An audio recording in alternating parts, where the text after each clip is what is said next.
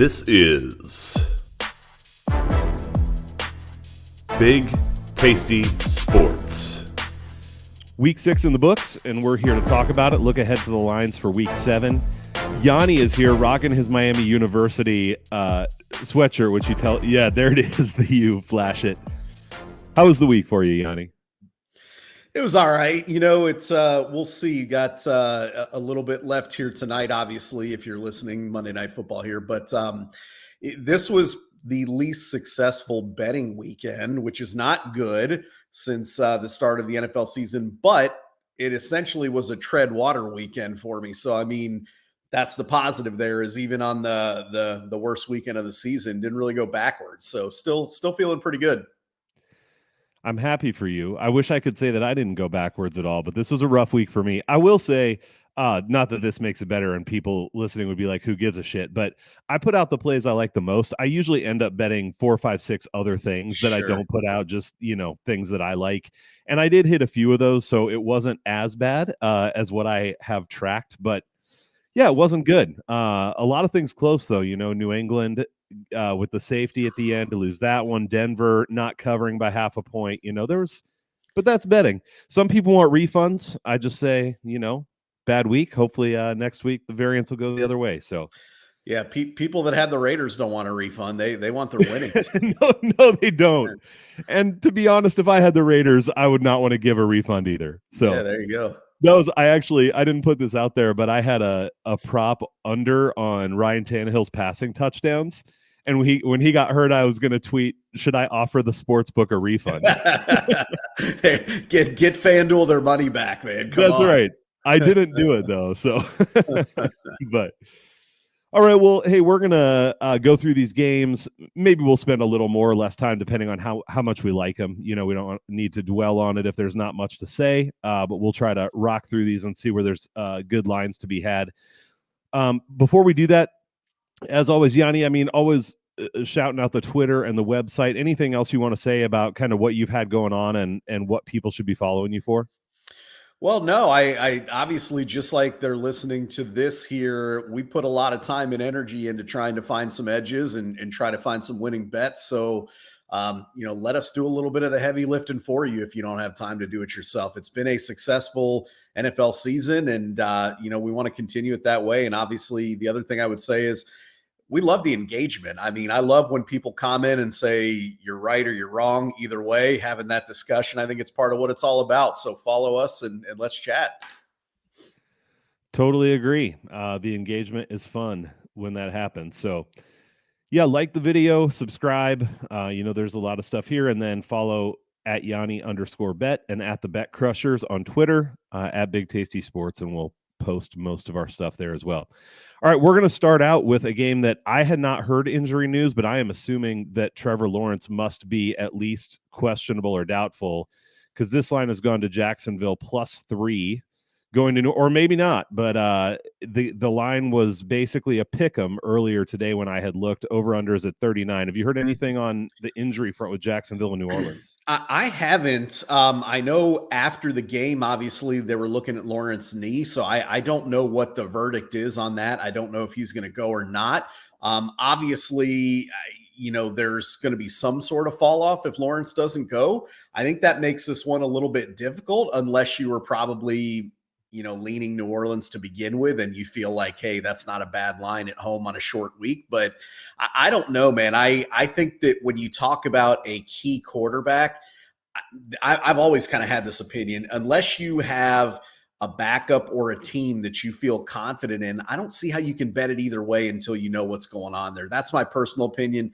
I know other people feel differently when a starting quarterback is questionable there, but I don't want to take the Jags not knowing Lawrence's status here, and I don't know that I love the Saints laying points. So it's kind of one of those deals where it's like, I'm going to wait, see how it goes. Yeah, I just looked it up, and Trevor Lawrence is questionable. They say it's a knee sprain, and that the MRI showed that there wasn't any major damage. So it sounds like if he sits this week and probably turning around on a Thursday night isn't helpful, that it doesn't sound like he'll be out long term. But like you said, still for this game, what do you do with it? A couple things I want to say. One is if he's out, I know these totals are low, but so many of these games are going under. And 39, the New Orleans defense has been the one thing that's been a bright spot for them.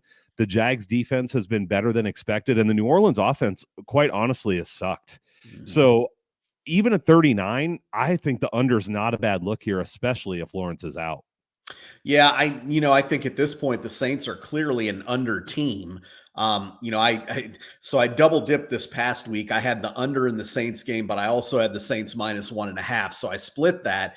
But the under was really where obviously hindsight 2020, we get it, but the under was the play there. And the Saints, I believe, under 9 straight games now. Oh, So wow. it may be 10.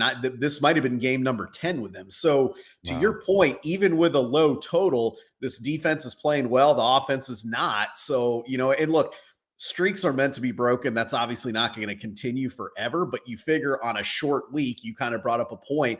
I think if, to your point, if someone said you have to bet something on this game, I think that's exactly where I would go. Yeah, I just looked it up here, and I mean, what you're talking about goes beyond even this season. But yeah, 0-6 to the over, so 6-0 on the under, and by an average of 6.5 points. Yeah. Yeah. So not even Yeah. that close. So I think that's something to look at. I do want to ask you really quick your thoughts on New Orleans. I'm honestly starting to get in the boat of I look at the names on the roster and I feel like this should be a good offense. But we're deep enough into the season now that I'm starting to question it. And I just kind of wonder if New Orleans is going to be one of these teams that can hang in there with other mediocre teams because their defense is good enough. But I could see them finishing third in this division. I mean, I don't think too highly of Atlanta right now either, or Tampa Bay, but I don't think they're head and shoulders above either of those teams at this point either. Do you feel differently about that? They're definitely not head and shoulders above them. I still give them a slight edge. I still think their schedule plays out very favorably throughout the year. That's true. Their defense, they don't really face a good offense this year. So I mean, the rest of the year. So realistically, I think their defense can carry them to some extent. Obviously, if you're talking about trying to make a deep run, you're going to need some offensive support, which you're right. It's not there. And I think, the first few weeks you look at that and say, well, maybe they'll get there, but you're right. You got to start wondering, okay, are they going to get there? And I think that the things that really, I guess, if I were a Saints fan would frustrate me with this offense are the offensive line should be playing better than it is. They're very average at best on that offensive line. And I think they have enough talent that they should be better there. That's got to be a frustration. Obviously, Kamara missed the beginning part of the season. He has not looked great coming back. He looks very pedestrian out there, I guess would be the word. And then, you got guys, Michael Thomas. I mean, of course, he's missed basically 3 years. So, you get what you get with him. And I start to wonder too, there was a ton of hype around Olave last year. And I'm not suggesting he's not a good player, but if you think about it, he was kind of the lone weapon on that team last year. So he's a rookie, he has 1,000 yards. People are like, oh, this guy must be amazing. Maybe he's not. Maybe he's just a decent player, So you start looking at that because realistically, and the analytics will show you this, Rashid Shaheed is their most effective offensive weapon. Yeah. So you start looking at that and saying, maybe this offense isn't that great. And I think there is something to be said too. We see these teams that have defensive first mentalities, which I think the Saints have. A lot of times that offense, it's just not creative. It's just not explosive. And I think we're seeing that. So it's kind of a long way of echoing what you said there, which is, I don't know that this offense is going to get it turned around. Maybe they will. I don't know. Yeah, I'm with you. Just to highlight too what you said about the schedule, I think it's so important because honestly, I find myself mentally shifting to this place where I'm putting New Orleans, Atlanta, Tampa Bay all on the same plane. And if anything, I actually probably have a slight lean to Tampa Bay out of those 3 teams, which is not where I've been up until now. That's one of those I was wrong on. But it's so important to go and look at the schedule because your point, New Orleans is a team that will be able to do fine as long as they don't have to score a lot of points, right? And they play Jacksonville, which if Trevor Lawrence played could be a tough game, but he might not be playing. Then they have Indy, Chicago, Minnesota, who has not been crushing it, Atlanta, Detroit's a tough game, Carolina, the Giants. I mean, it's like team after team of who has a bad offense. Let's have the Saints play them. So even if they're not great, they're going to have a chance to win pretty much all of these games that they've got in front of them. Yeah, I mean, outside of Detroit, I mean, who's scoring on that defense outside of the Lions? So Agreed. So just an important thing to keep in mind, because we're not just looking at these teams in a vacuum. We got to look at who they're playing too. Right. So, right. All right. So the under potentially as a look there, at least for me, that's something that I would be interested in. This is an interesting one too. I wanted to talk about Cleveland some, so we're going to talk about their game as a way to do that. Obviously, Cleveland knocks off San Francisco this last week with the immaculate PJ Walker. They go to Indianapolis, where they are 1.5 to 2 point favorites. The total, here's another total under 40, 39.5. What are you doing with Cleveland, Yanni? Because I think there's a lot of questions around, like, yes, their defense looks great. What about the competition? Even San Francisco, McCaffrey and Debo go down. How much stock? But they look awesome too. Like, they look really dominant, not lucky. But the offense has been lackluster even when Deshaun Watson is there. So what are you doing with Cleveland? Maybe big picture, and then this week with Indy. Well, big picture, I still think you have to somewhat temper your expectations with the Browns.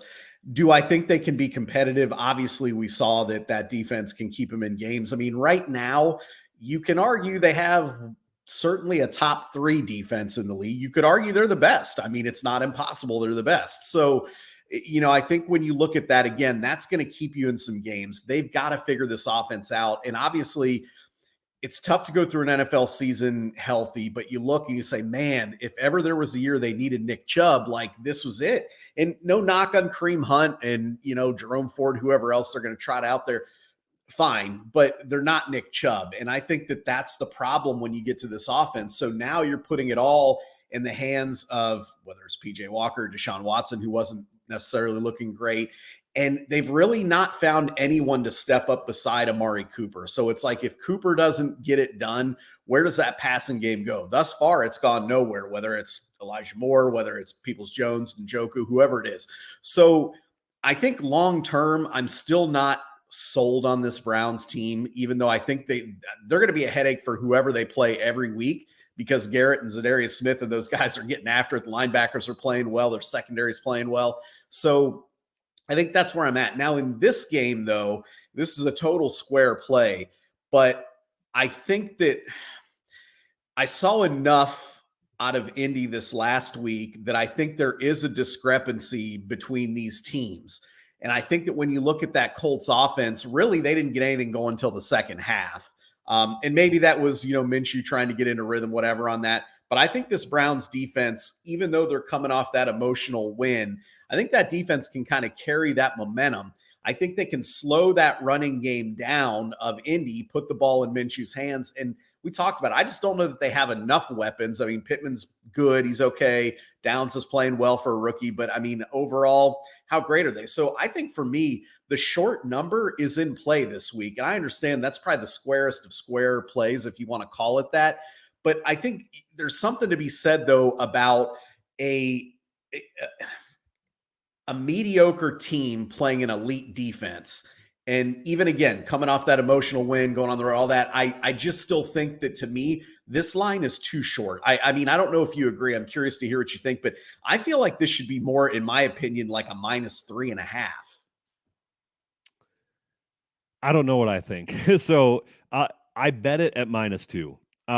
So I do an initial look and try to isolate a few spots. And what I generally do is I'll bet like a half unit and think, okay, I'm going to dive into this more. And if I really like it, I can always add more later or something. So I did bet this at -2. And I think what you said is true, that Cleveland's defense is elite. What's making me question it is primarily that if there is a place where this defense at least has a little bit of a chink in the armor, it might be against the run game. And Zach Moss in particular has been really good, I think. I mean, I know now they got to work Jonathan Taylor back in, but Zach Moss is breaking tackles, really running the ball well. And I think that Indy's defense is okay, especially their defensive front. And so I think that they can make it hard for Cleveland to score.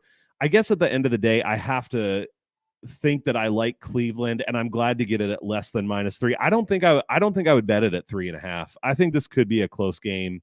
Yeah, I'm not being very decisive, but I do really love Cleveland's defense, and I think the havoc they can create is crazy. I mean, you look at Gardner Minshew throwing picks last week too.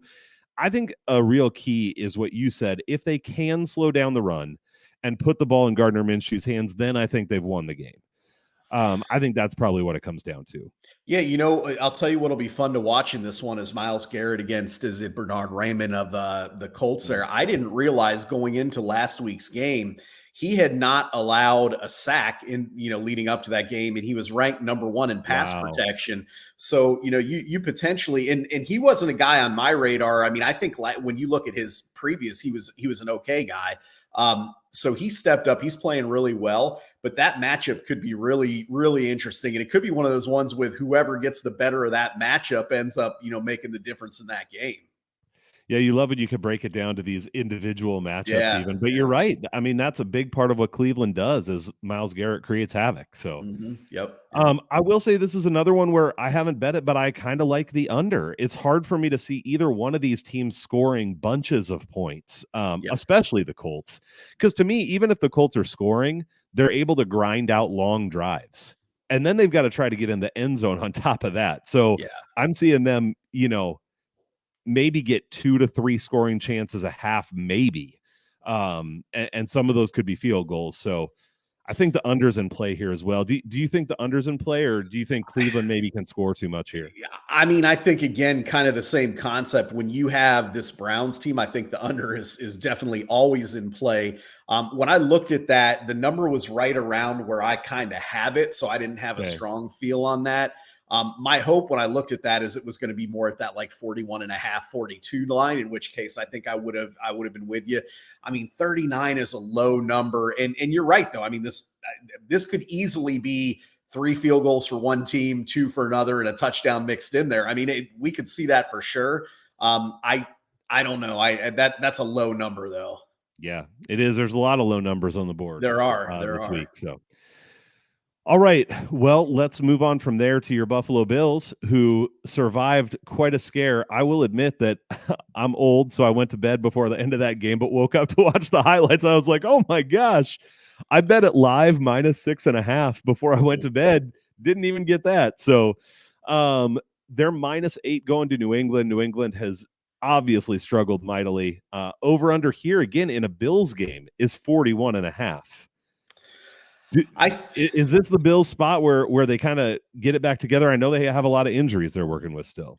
Yeah, they do, but I'll be honest. I mean, I feel like I usually have a pretty good groove on what's going on with the Bills. I whiffed this last weekend. I thought they were going to put up a ton of points in this game with the Giants, and they didn't, obviously. They were very sluggish. They were very sloppy, a lot of mistakes. When you look ahead, though, I think that I would be willing to take a stab number 2 at this with them here for a couple reasons.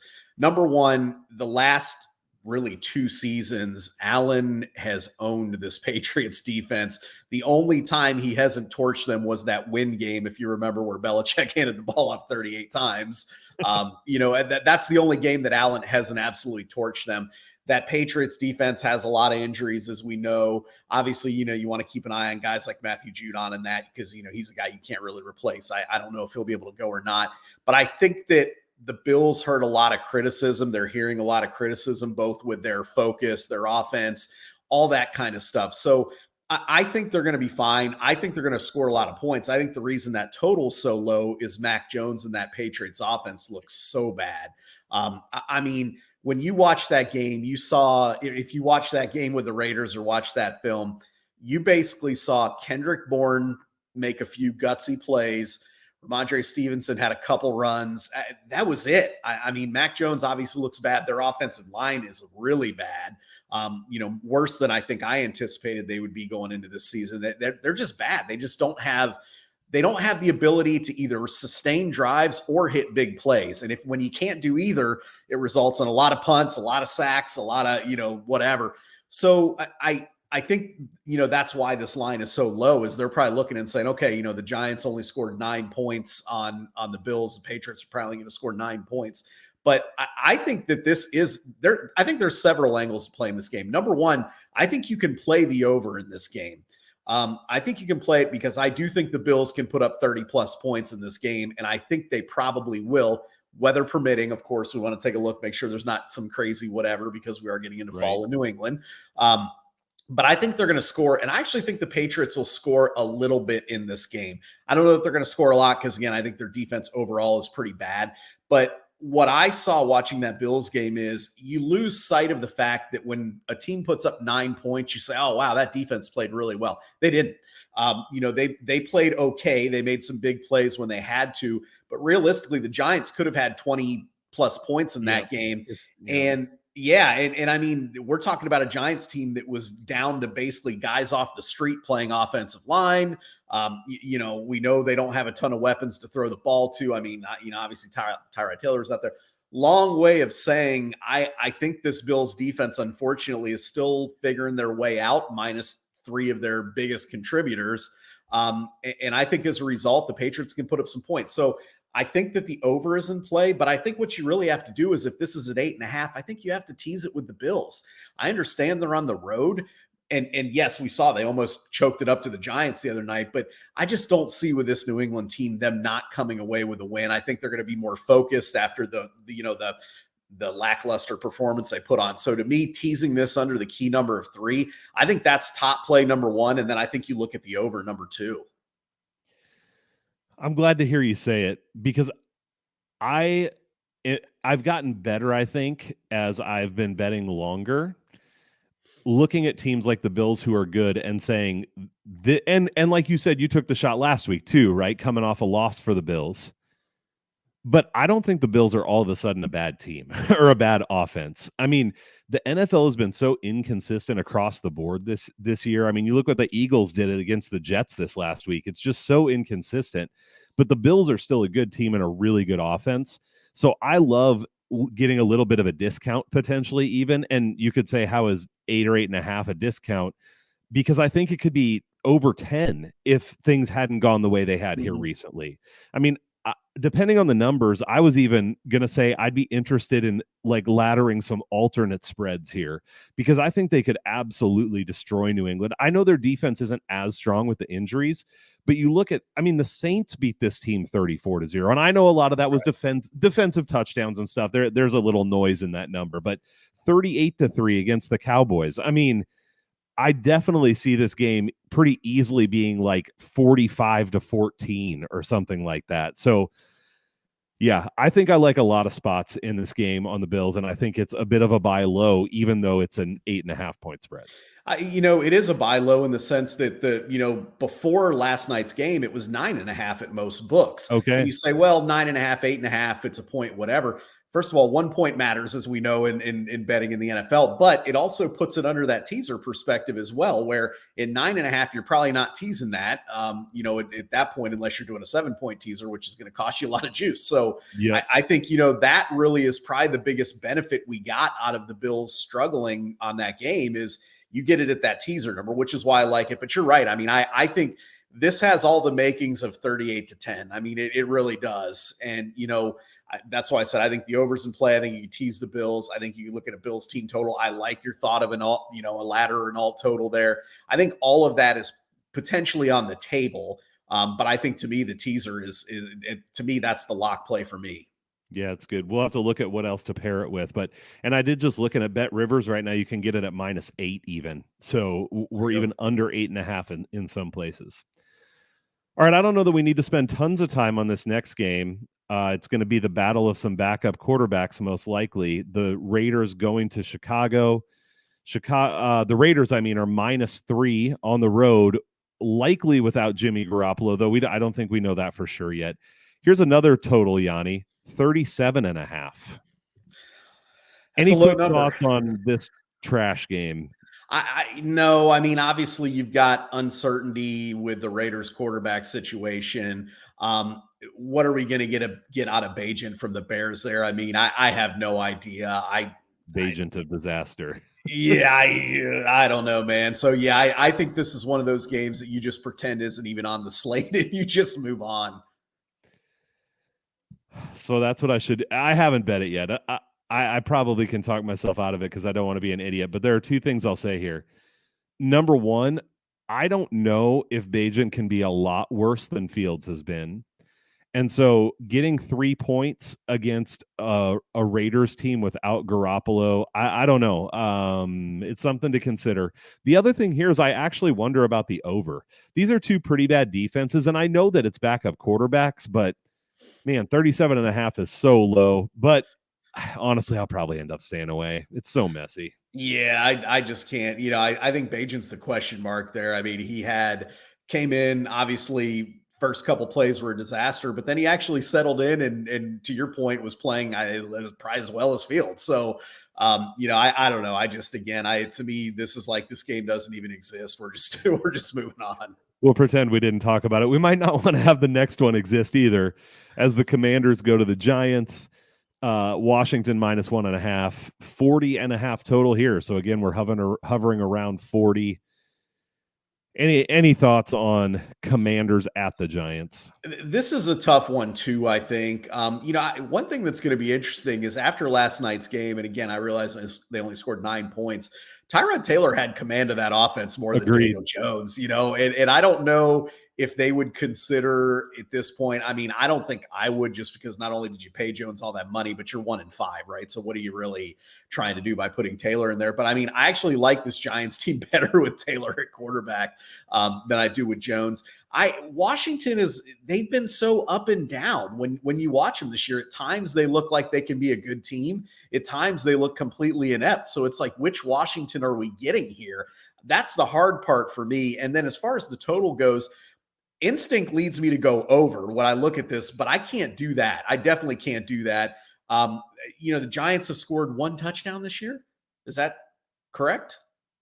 I think that's correct. Did they score more than that against the Cardinals? Because they had like outside of that half. I'm sorry. Yeah, outside of that half. That is probably true. Yeah, and they haven't scored a touchdown in 240 minutes of game. I mean, so I mean, outside of that half when they went crazy against the Cardinals, what did they do? And I mean, getting Saquon back does help.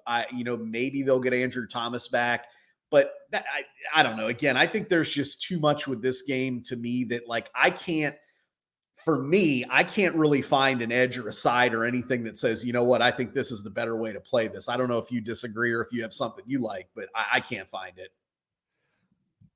Yeah, I haven't bet it, but I like the Giants here, especially if Tyrod plays, like you said. And I don't think Tyrod Taylor is unbelievable, but this is a guy who was a fringe starter in the NFL. Mm-hmm. And Daniel Jones has been so bad. I liked what I saw from Tyrod Taylor, other than apparently switching to a running play at the end of the half there. Didn't seem like Daboll was very happy with him.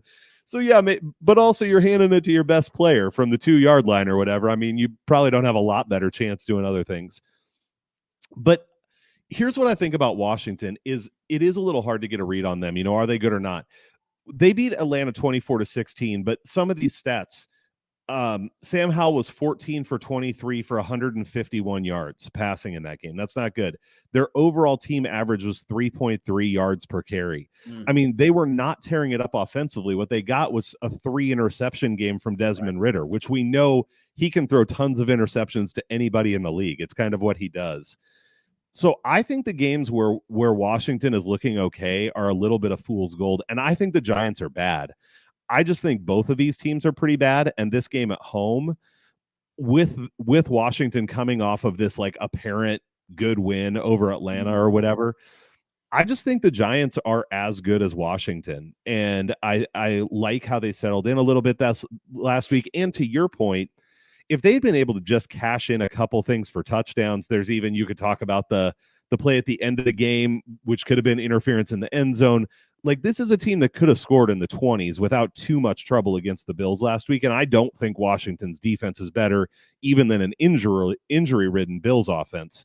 So I'll have to think about it, but I think I may find myself on the Giants this week. You bring up an interesting point with Washington and the turnovers. If for whatever reason they do go with Tyrod Taylor, and again, I don't expect that's going to happen, but if they did, one thing we know about Taylor is he does not take chances. He does not turn the ball over. So to your point, if you're kind of going off that, if Taylor's named the starter and he's not turning the ball over, I mean, I think you could sell yourself or sell me on that Giants argument that you made there, right there. Now, I don't know that I feel the same way with Daniel Jones, because I think, he is a little bit, I don't want to say reckless, because I don't think he's reckless either, but I don't think he has that Tyrod Taylor's not going to beat the Giants. He is going to, I mean, he'll punt all day long. He'll throw the ball away all day long, but he's not going to throw an interception. I mean, he's just not. So Yeah. I like this at plus money. We'll see if I get to it, but I do like that. So let's move on to the next one. We've got Atlanta going to Tampa Bay. Tampa is a 2.5 point favorite here with another total, Yanni, under 40. Man, just glancing through these, the highest total we've had so far, I think, is 41.5. We got another one at 38.5 here as the Falcons go to Tampa Bay. I haven't liked what I've seen from Atlanta overall. I think their defense is okay, but Ritter should not be quarterbacking an NFL team. We've been saying that for a little while now. What do you think happens between these NFC South powerhouses? I think this is an obvious bet Tampa Bay here under the 3 points. And I think this will get to 3. So obviously, if you do like Tampa Bay, I think you want to bet this as soon as possible because I have a feeling this will move to 3. I think these teams are slightly tiered differently. I think that Tampa is slightly better right now than Atlanta, just a little bit. But they're at home and they're a little bit better. But I think the matchup favors Tampa here. I think they can make life miserable for Ritter here. And I think that they can also slow that running game down defensively. On the flip side, I mean, Mayfield's playing pretty good football still, and they have weapons. So, it's like he gets the ball to Evans, he gets the ball to Godwin. They make things happen. So to me, they're at home. They're coming off of a loss. I think they're a little bit better team, and I think the matchup favors them. So when you kind of combine all that and you're under the key number of 3, it's not more than a pick 'em at that point. So give me Tampa Bay here. I think that, there's no reason they shouldn't hold serve and win this game at home. I'm 100% on board. I am going to be upfront and say that I have flipped on Tampa Bay after last week, and it was in a loss, but I got to watch that whole game. And here's one interesting thing, and I don't know if you saw this play, but the beginning of the game, I think it was Mayfield's interception maybe at the beginning, but there was a pass that got tipped at the line of scrimmage. Mike Evans had gotten free. It was like a 90-yard touchdown if it didn't get batted. If Tampa Bay goes up 7-0 there, and now you have I'm not saying they would have beat the Lions. I'm just saying that game is a little bit different. Then you have a turnover and the Lions get a short field right away to start the game. And I think the Lions are a good team is part of it. So just watching that game, what I felt through the whole game was, man, Tampa Bay is solid. I don't feel like I'm holding my breath waiting them to make some massive mistake all the time that's going to really screw them over. They feel like just a solid team. So I like the -2.5 a lot here as well. Yeah, I still think Tampa's the team that's vulnerable to like those high-flying passing attacks, but that's not what Atlanta is. So, I mean, I don't think you have to worry about that. I mean, they're not playing an aerial assault, Dolphins team where they're not going to be able to cover those guys. I mean, yeah. So I think, again, I think the matchup is all in their favor. I think everything, quite frankly, is in their favor for this game. Under a field goal, I mean, I've already got that bet in. Like I said, my early, that was my favorite bet to place early. Yeah, it's a great call. Yeah. To be clear, I don't mean that I think Tampa's like an upper tier NFL team. I just mean I bet they're under before the season started. I thought they were going to be terrible. I was really down on Baker Mayfield. I still don't think he's great, but man, like you said, he's been good enough for him. Mm-hmm. He's not mostly making the big mistakes. So they're looking pretty good. Yep. All right. Next up, we've got that Detroit team going to Baltimore. This should be a good game. Baltimore -3 coming back from London. 42.5 is the total here. Do you think Detroit keeps it rolling against a step up in competition? Yeah, I don't know. It's like I believe in this Lions team, and I think they're one of the top squads in the league. I really do. This is a big test for them, though, and I think it's also a little bit of a different test because of the style of offense that the Ravens run. And I realize the Ravens offense has not looked great. They have not thrown the ball nearly as well as I thought going into this year that they would. I mean, I don't know. I think they've got to be a little frustrated with their lack of ability to really move the ball in general. I mean, the offense just isn't dynamic like I think many people thought it might be. Maybe they'll get there kind of like the Saints, maybe they'll kind of get that turnaround, but maybe they are what they are. Defense is still playing pretty well, still doing some things there. I think that, I think Detroit is a better team than Baltimore, but I also don't know in a road matchup like this that I want to roll with that. So I don't know. I mean, I think if you asked me and said you have to bet it, I would take the Lions at this point. I would take the points. But I don't know that I'm going to get there yet with them. And also, I mean, obviously sitting at the key number there, we could see where this goes too. I mean, we could see some influence one direction or the other. And to be honest, I don't know what direction that would be. It could be 2.5. It could be 3.5. It's hard to say. Yeah, I have a feeling I'm going to just end up watching this one to see what happens. Baltimore, I feel better about their offense than New Orleans because it's been drops and failure to finish drives and things like that that I think could come around potentially. And so I think that both these teams at their best, this could be a high scoring game actually, though I think both defenses are fine. But man, I just don't know. The thing for me with the Lions, I think the Lions have looked great. I'm very positive on the Lions. I think I have them in my season-long projections up to like 11.9 wins or something like that. Part of that is their schedule. Again, we have to look at the schedule. But I also look and go, okay, the Chiefs have not played up to what we thought they would this year and had injuries in that opening game. That's still a good win. It's still a good win to go to Arrowhead and get a win, but they lost to the Seahawks at home. Then they beat the Falcons, Packers, Panthers, Bucks.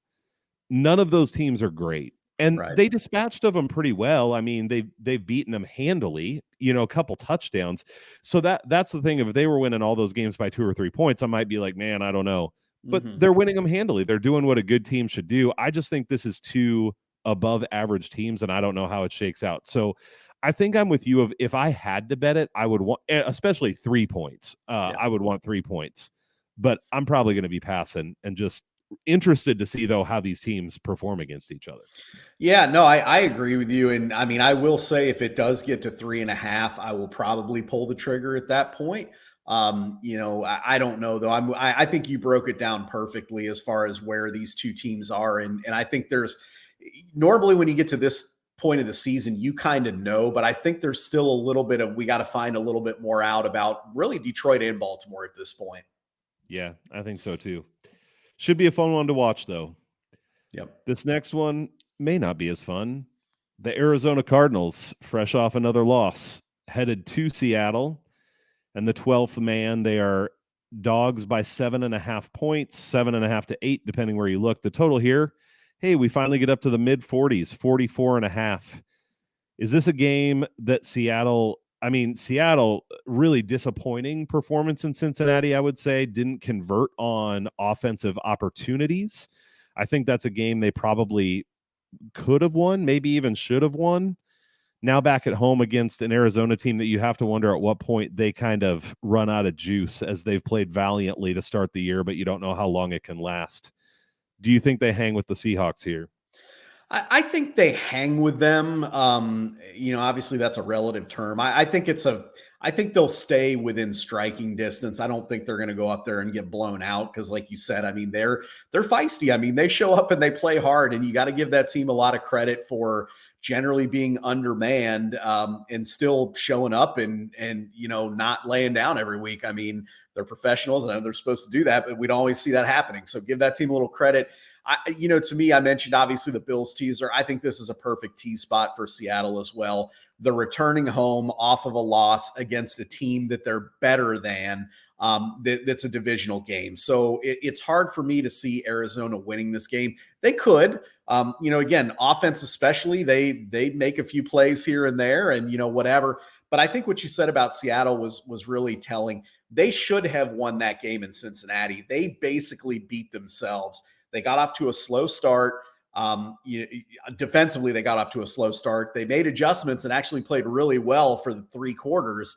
But really, they just, they imploded in the red zone, some bad sacks, different things like that.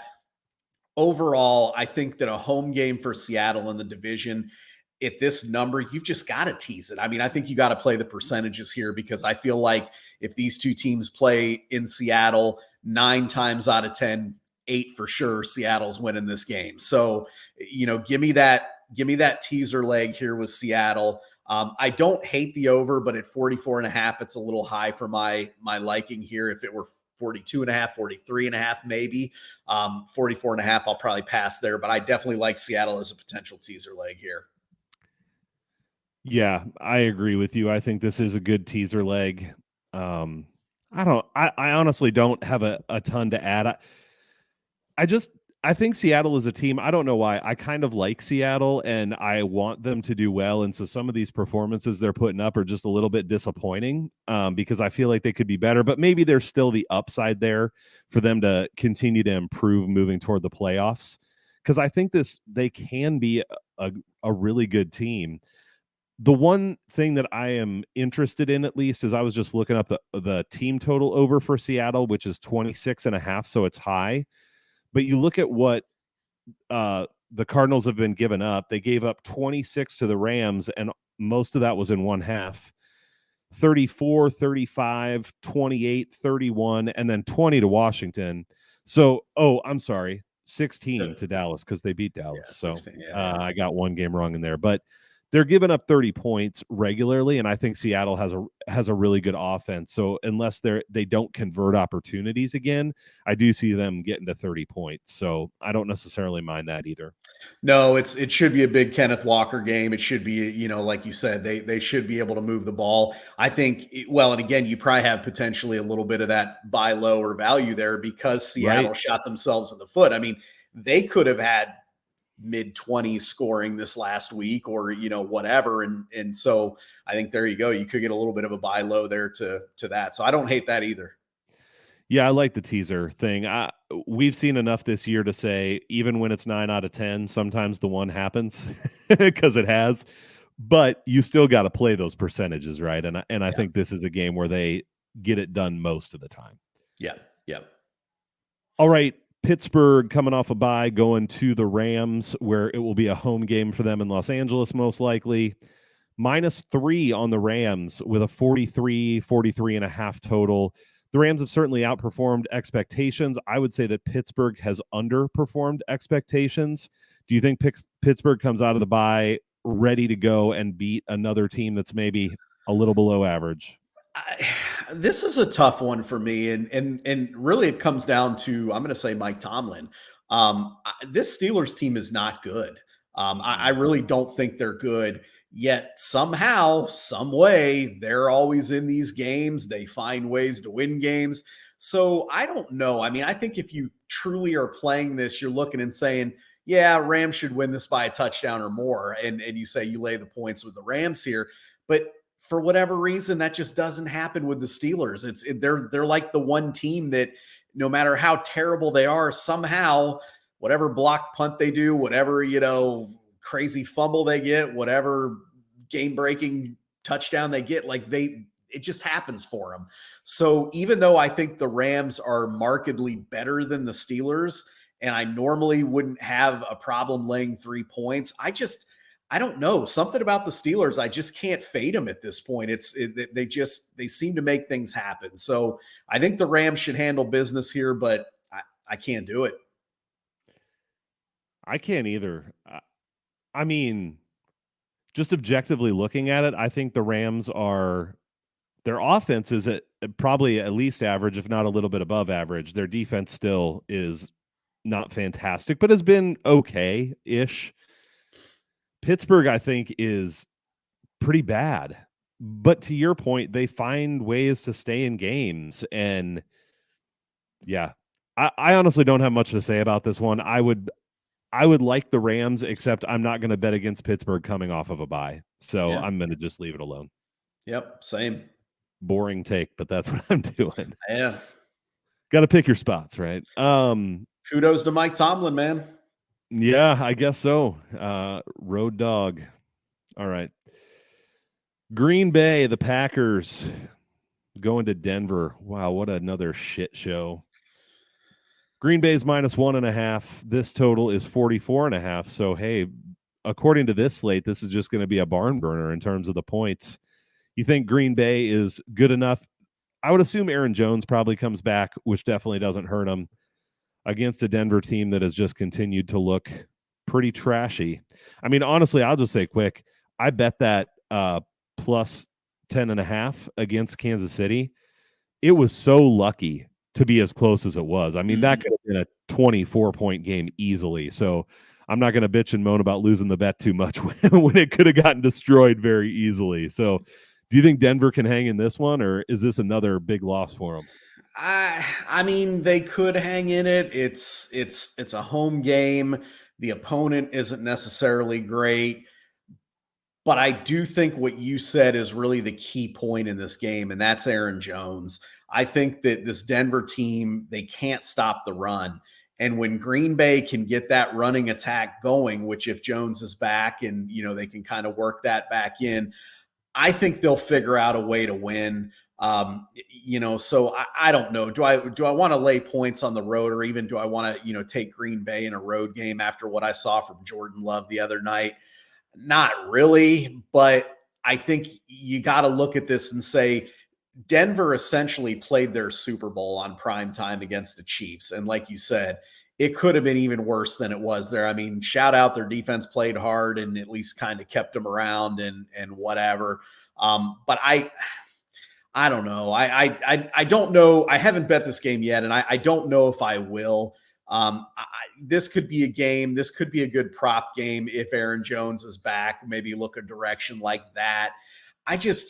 When you've got two teams like that, how do you cap that to account for what kind of effort you're going to get from these teams? How good is Jordan Love? We still don't know.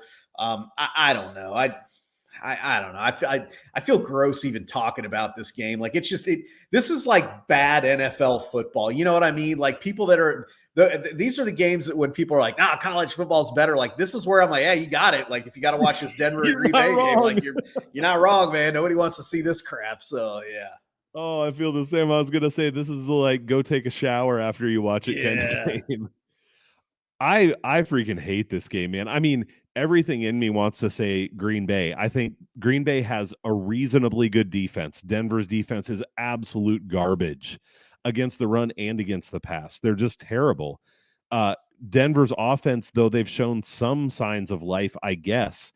Watching Russ Wilson just looks disastrous on almost every play.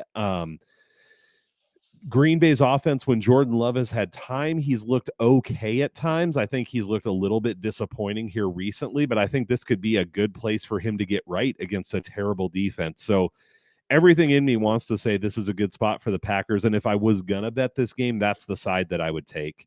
But this is going to just be, I mean, it's to your point about some of these other games we've looked at of how do you put your money on something that just has so much uncertainty and crappy football in it? I mean, who's going to fumble? Who's going to throw the interception? Like all that volatility, I just don't want anything to do with this game either. Yeah. We got to find a good game to talk. Oh, here. This is the next two are both good, Yanni. We're ending with a bang. Good. The Chargers go to the Chiefs. Obviously, we're recording this on Monday, so we haven't seen the Chargers play the Cowboys yet. But the Chargers obviously will have a short week. The Chiefs played Thursday, so they have a long week. The line is 5.5 for Kansas City, 50.5 total, so a huge total. Interesting to me because it's for a Kansas City team that hasn't actually been reeling off points at a historic rate or something. So for them to be favored by 5.5 and have a total over 50 is an interesting combination to me. What do you think about this one? Well, like you said, you got to be careful because we haven't seen what the Chargers are going to do here, right? You can't load up too much and Justin Herbert leaves the game and then all of a sudden you're right in a bad spot. But I'll say this point blank, I like the points and I love the under in this game. I mean, I think Kansas City may win the game. If they do, I think it's by 3 points. So I think that taking the points with the Chargers makes a lot of sense here. These teams, the Chargers they haven't figured out a way to overtake Kansas City, but they have battled them the last few years. So I think the points are in play, but people need to understand at this point, Kansas City has shifted from an offensive team to a defensive team. It happened very quickly. It happened before our eyes, but this is now a team that they play stout defense and they do the little things. They run the ball, they throw 5-yard passes. This isn't the Tyreek Hill Chiefs anymore. So I think that lends them to being an under team. And I think we're also seeing this Chargers team. Now, granted, they get Eckler back, and that makes a difference. He, missed some time, but their offense has not looked great. So when you combine that and you've got a total in the 50s when all the other games are in the freaking high 30s for the most part there, I'll take the under on this all day long, and I'll take the points with the Chargers here.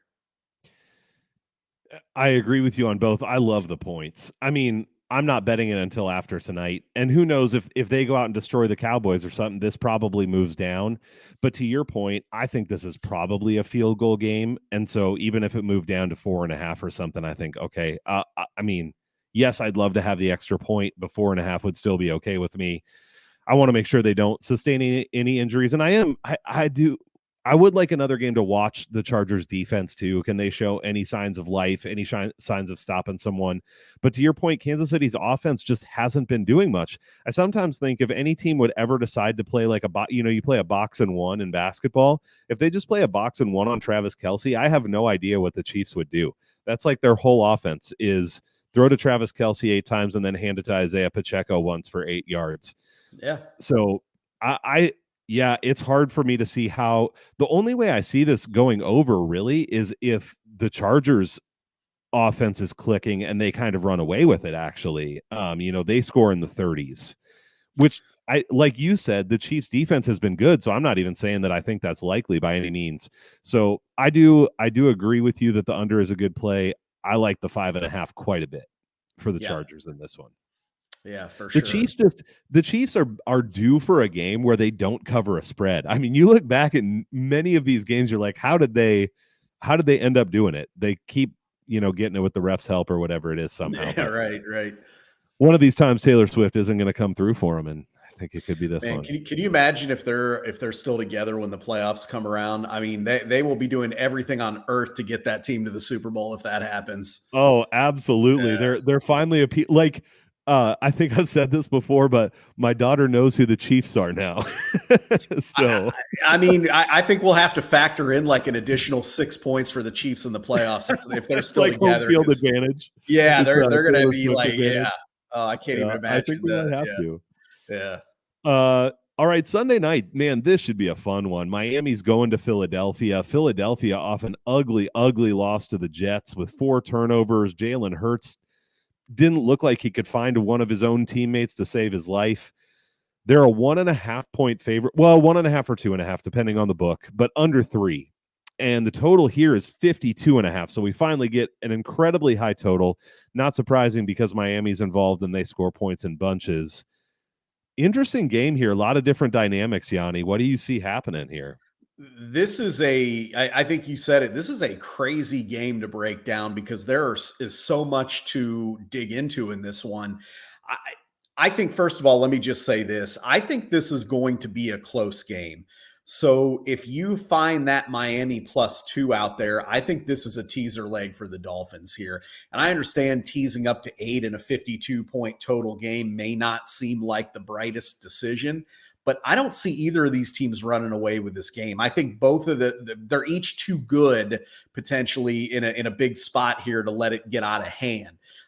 So when you actually dig into the game, here's my initial thought. Initially, I would like the Eagles in this spot for a couple reasons.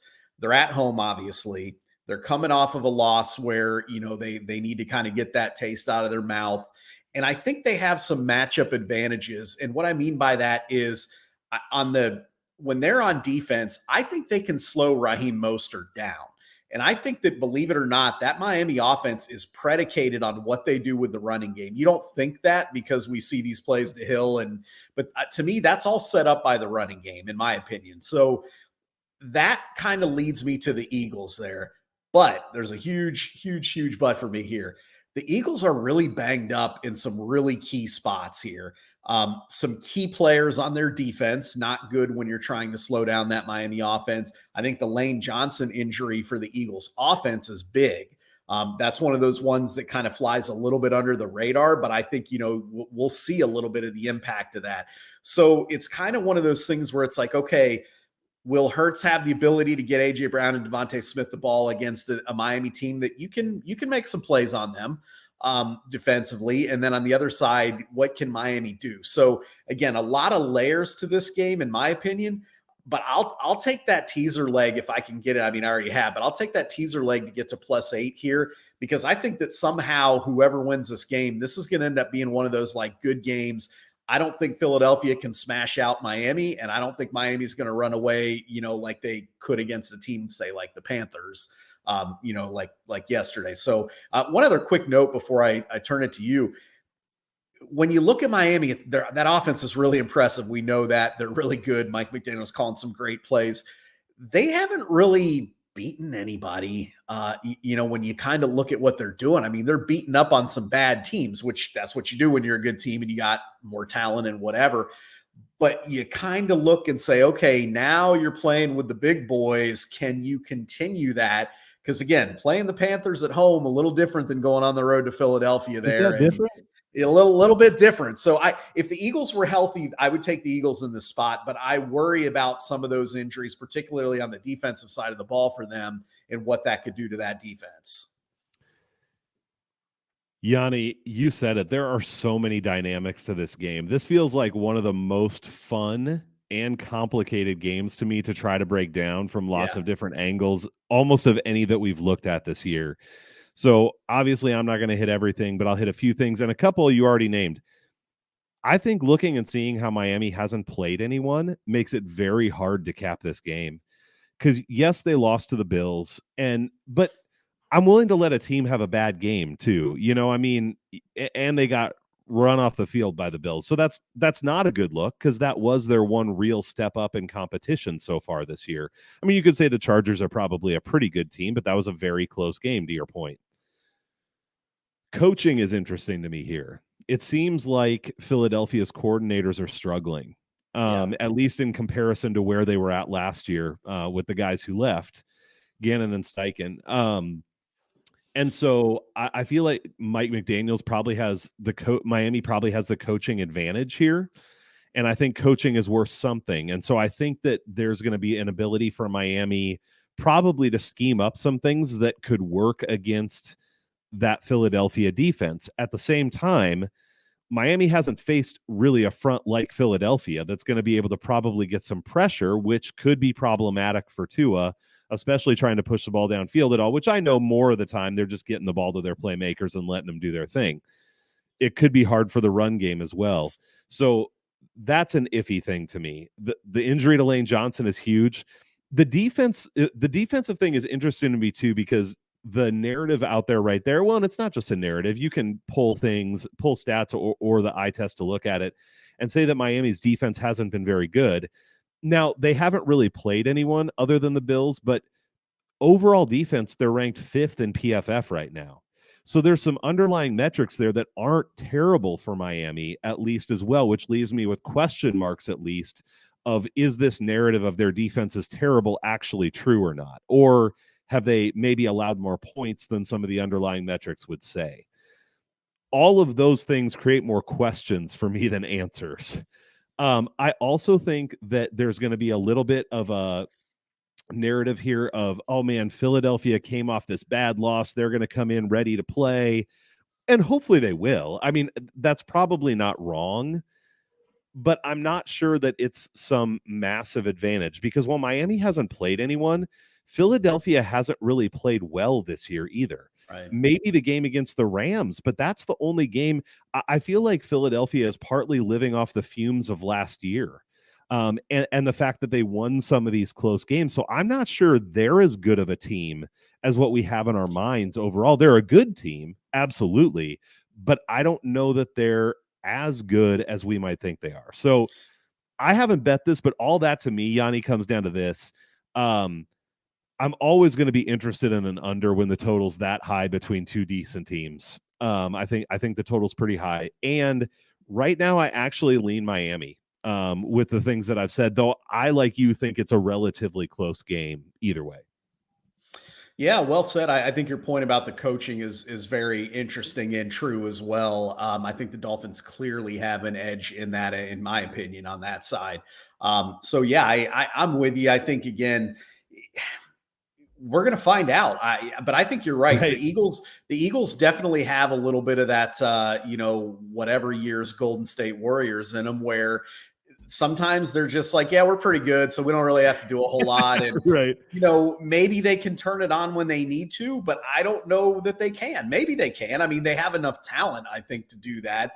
But it definitely kind of seems that way. I mean, I think there's got to be something to be said about if you rewind a year ago, literally a year ago. Oh, I don't know. Is Jalen Hurts a franchise quarterback? And, so he's out there busting his ass, right? Saying, I'm going to, and he proved it, and he did. And he was phenomenal. And he was running around like crazy and making plays and taking care of the ball. You go into this season, oh, Jalen Hurts, he's an MVP candidate. So think how quickly that changed. Mm-hmm. And now all of a sudden it's like, yeah, I'm pretty good. I don't need to scramble that much. Or, I can fit this throw in here. Or, I don't know. You wonder with that. And then, of course, obviously you lose your offensive coordinator and defensive coordinator. I mean, some of that, so you start adding all those pieces up. You're right. This is just a very different, interesting game that I think, clearly the game of the week. I think it's going to be a lot of fun to watch. I do think it's going to be close either way. Yeah. One other thing I'm going to say that I'm just interested to watch. There was a moment where they showed Jalen Hurts after, and it wasn't just that he was throwing picks. I mean, he just looked like he was completely inept in that game, which was crazy because he's been very good overall, to your point. But they showed him on the bench, and I just thought, is this a like, holy crap, tonight got away from me? Or is this going to affect his confidence to any level? Now, he's a professional quarterback, but your mentality can affect you. So I'm not saying it will, but I'm curious to see if or how he bounces back, because he looked really defeated to me in that game. Like he didn't know what to do. I think from what we've heard, he's very hard on himself. So I think that's a valid point too, was he just being really hard on himself, or does that creep into his head to where he's like, should I throw this pass? Should I do that? I don't know. We don't know. We'll have to wait and see, but I think that's definitely an interesting theory there. And one other thing, I'll go back to it one more time, the coaching matchup. So as I'm watching that Eagles and Jets game, and I had the Eagles tease, so I was obviously wanting them to pull out a victory there. Yeah. As I'm watching that, literally I'm sitting there and I'm like, okay, it's third down. I'm like, run the ball, take the time off the clock, punt it, and make Zach Wilson go 60 yards with no timeouts. Right. Like, to me, that's like, you don't have to be a rocket science coach to say, I've got a pretty good defense. Zach Wilson is not going to drive 60 yards with 0 timeouts to get them into field goal range against my team. They put trust into Jalen Hurts. He made him pay. It didn't happen. But to me, why would you even if you're like, hey, Jalen's my guy, why? Like that, to me, that's just bad coaching. And I understand it's easy to be an armchair coach. And what if Hurts had thrown a completion and they won the right? Sure, all of that. He put it together when it counted. Yeah, all of that. But to me, I'm watching that and I'm like, no, hand the ball off and punt like that. Make him use their last time out and punt. Zach Wilson's not going to beat you. So, anyways, coaching. I'd make this point along those lines too, Yanni, is I think there's situational coaching as well. So you can say Jalen Hurts is my guy. He's been an MVP candidate. We believe in him. He's awesome. You could also look at that game and go, Jalen's having an off night. Yeah. The best players in the world have off nights. Mm-hmm. There are nights where Michael Jordan, couldn't shoot, whatever. So you don't have to think any less of Jalen Hurts to say, in this situation tonight, we're better off putting the ball in Zach Wilson's hands. Absolutely. He doesn't have it tonight. Right. Exactly. Yep. Exactly. Yep. Yeah, for sure. All right. Well, should be a fun one to watch. We'll see if either of us get to a bet on that one. Let's finish up with the best team in the league, the vaunted Minnesota Vikings, welcoming the 49ers off a loss. Obviously, we will have to watch some injury news here, unless with McCaffrey and Debo, I haven't seen anything. So obviously that's going to make a big difference. This one's at -7 right now for San Francisco, 43.5 total. What do you got, Yanni? Anything on this one or no?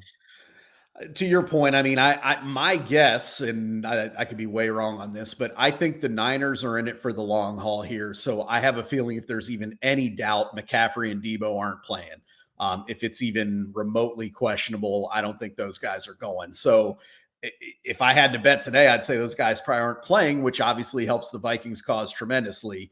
McCaffrey is clearly the engine that makes that offense go. I think all those other guys are great, but I think they're mostly great because of what defenses have to account for with McCaffrey. So, that's big. That being said, I think where the Niners got in trouble this last week. Number one, they were obviously playing a very good defense on the road. That's tough. But I think when you get hit with the injuries mid-game like that, it's tough because you've prepared all week. You've got plays in there specifically for Samuel and McCaffrey. And yes, the Niners are probably the most interchangeable offense in the league. But again, you don't replace Christian McCaffrey. You don't put Jawan Jennings in for Deebo Samuel like that. That's a drop-off. So I think that this makes it I'm going to say this makes it a game. Do I think that the Niners are going to win? I do. So I think you can still tease them here because I think having that week to make those adjustments for Kyle Shanahan is huge. If those guys go down mid-game, they could be in trouble like we saw against the Browns. But I think he's going to put Purdy in some good spots here to where he'll get the ball out quickly. They'll get it in Ayuk's hand. George Kittle will probably be a factor. I think they'll still be able to at least run the ball a little bit, although the Vikings run defense has been really good this year. But that's neither here nor there. I think at the end of the day, this game is probably closer than we would have thought a week ago. I think a week ago we would have looked at this and been like, it's a game the Niners are probably going to roll to. I don't think that's going to be the case. I think at home the Vikings are going to keep this a game. But I do think Shanahan's going to find a way to go in, even with probably a little bit thinner of a roster. And I think they're going to get it done. I worry a little bit about your Vikings' ability to score because, number one, that Niners defense is really good. And we saw last week they weren't playing a great defense, and not having Jefferson showed up more than at least I thought it would. I thought they would. I didn't think they would slow down that much without Jefferson, certainly against that defense. I'm like, you know what? They'll still probably be fine. And they were okay. I mean, they made some plays. They did a little bit, but we say it, I say it all the time.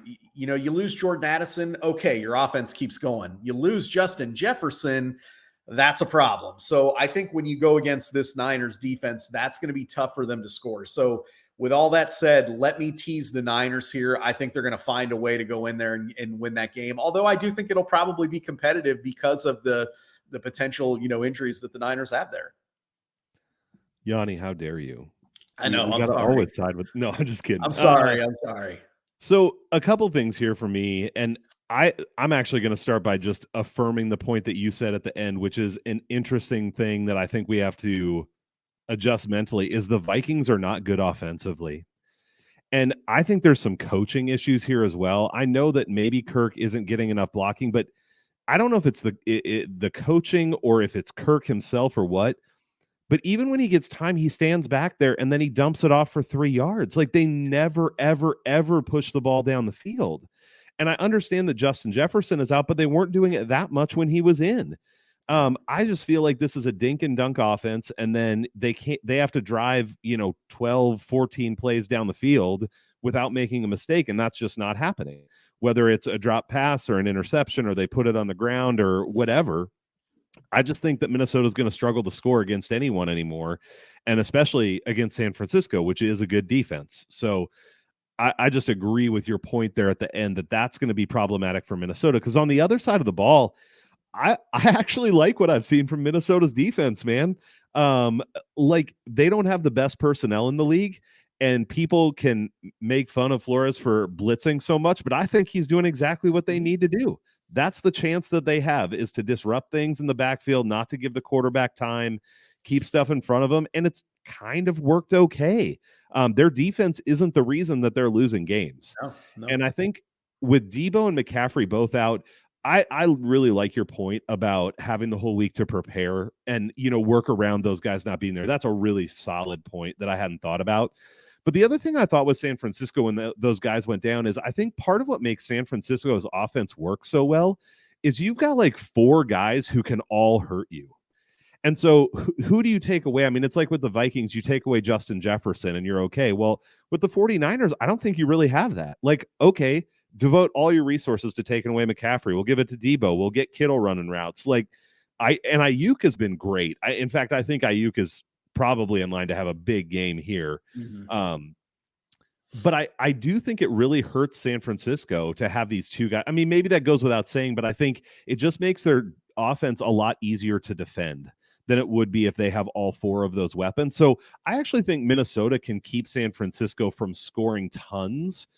But at the end of the day, I agree with you that San Francisco, I mean, we've been saying this is the best team in the league. And yes, they're going to be without a couple of key players, but Minnesota's out with their most key player as well. And so I think San Francisco ends up getting this done. I actually am considering the Vikings +7. I think 7 is a good number. I think that I see the Niners winning by like 4-7, somewhere in that range. So I don't know if I'll get there, but that's kind of how I see this one. Do you have thoughts? And I'll just share mine really quickly. I think the under is also potentially at play in this game as well. I mean, and as we've been talking here, I think we've kind of spelled out why. You got a Vikings defense that's playing better. We know the Niners defense is good. We got a hampered Niners offense. So 44, I mean, it's not a huge number, but right. Could this be a 21-17 type Niners win? Maybe. So, I don't know. I think the under at least you could look at there. But I'm with you. I think 7 points is too much, but I do think the Niners win this game. So, I mean, to me, you could take the Vikings. I just feel a little better, again, using that teaser angle there, because I do think the Niners find a way to get this done. And one other question for you, because you see this team, you mentioned kind of the struggles of that Vikings offense a little bit here. And obviously with Jefferson out, I mean, that part's understandable. Yeah. But really for the last, I guess we'll say year and a half, we're not quite halfway to this point here, but when that offense was really cranking, I'm talking 2 years ago and maybe, some at points last year at times, when that offense was really cranking, they were running the football really well. Obviously, Dalvin Cook 2-3 years ago was having phenomenal seasons, but, I think that obviously helps set up the pass, helps get guys open in the receiving lanes. A guy like Hawkinson, for example, who, he hasn't really been able to do much in the last few weeks. And at this point, he should be a focal point. They should be getting him open, whatever. But I wonder that lack of consistent running. I mean, if you feel like if that's causing some of that, I mean, I just don't think teams are looking and saying, oh boy, Madison's going to kill us, so we better watch that. I think it's the opposite. And I think that's why maybe we're seeing a lot of this dinking and dunking is, hey, keep an eye on Hawkinson. Let's make sure Addison doesn't get behind us, all that kind of stuff. Yeah, I think you bring up a great point, Yanni. I mean, this team is, pass all the time. And Madison, except for his fumbling problem, has kind of been okay this year. I mean, he hasn't been an absolute disaster for the most part when he hasn't put it on the ground. But I compare that to, and you talked about 2 years ago, but before the injury even, I think there were times last year even where Dalvin Cook just had another gear. He saw the holes better. He was able to hit a hole hard and turn a 5-yard gain into a 20-yard gain. So the running game was dynamic. Like Madison still will have some decent 6 or 7 yard runs, but he's not breaking anything. Yeah. And I think to your point, then that does take away your ability to really run play action and have it mean anything, which is something that they leaned on. And it does feel like there's not much separation for the receivers, and Kirk is just not willing to throw it. So yeah, I think it's a good point, Yanni. Yeah. All right. That's all the games. Lots of football.